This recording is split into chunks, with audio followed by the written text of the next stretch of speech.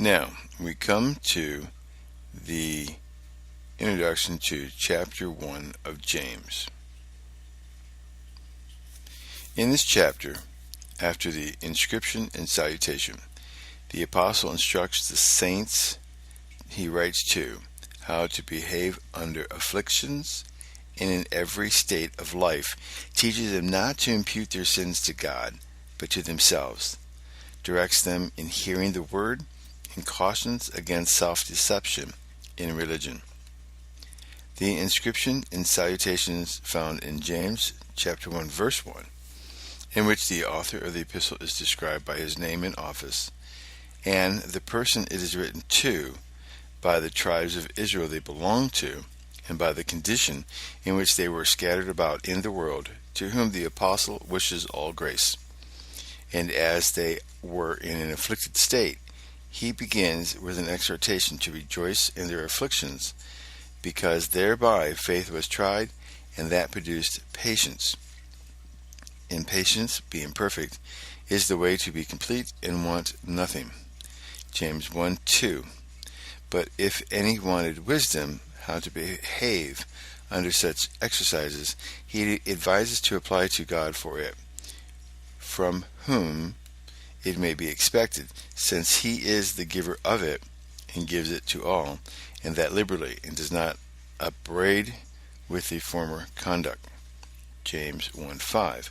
But then such should ask in faith, or otherwise it cannot be thought they should receive, and besides, this would justly deserve the characters of fluctuating and unstable persons. James 1:6. And the exhortations the apostles had given, he observed, suited all sorts of persons, poor and rich, the one who is exalted amongst his poverty, and the other who is mean and frail and mortal amongst all riches, which is illustrated by the flower of the grass falling off and perishing. James chapter 1 verse 9. And upon the whole he concludes the blessedness of the man that endures affliction patiently, since a crown of life is promised to him, and he will receive it. James 1:12. And from external temptations or afflictions, the apostle proceeds to internal ones, temptations to sin, and denies them to be of God, and imputes them to the lust of man, and gives a very accurate account of the beginning, progress, and finish of sin by man, and observes that to place sin to the account of God and not man is a very great error. James 1:13, which he proves from the pure and holy nature of God, and from the good and perfect gifts which all and only come from him, and instances in regeneration, which is of his will, and by his word in the beginning and spring of all good in man. James 1:17. And having mentioned the word, by means of that grace he gives some rules about hearing it, that it should be heard with eagerness and received with meekness, and whatsoever is contrary thereunto should be avoided, as a forwardness to be teachers of it, wrath and anger at the doctrines of it, which do not work the righteousness of God, and all impurity and naughtiness of the mind, which must render it inattentive to it, and the rather all this should be regarded, since the word is the engrafted word, and able to save the souls of men. James 1:19. And particular care should be had that what is heard is put into practice, or otherwise it will be a self-deception, and such will be like a man that beholds his face in a glass and goes away and forgets what sort of man he is.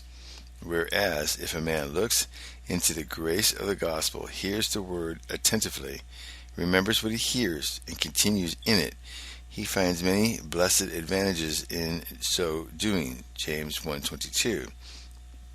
And then the apostle distinguishes between a vain religion and a pure one. A vain religion is only a seeming one.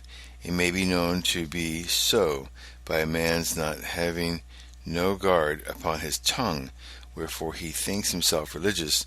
He is mistaken, and his heart deceived. James 1:26. But pure and undefiled religion, which is so in the sight of God, shows itself in a holy life, in conversation in general, and particularly in visiting and assisting widows and orphans in their distress. James 1, verse 27. End of the introduction to James chapter 1.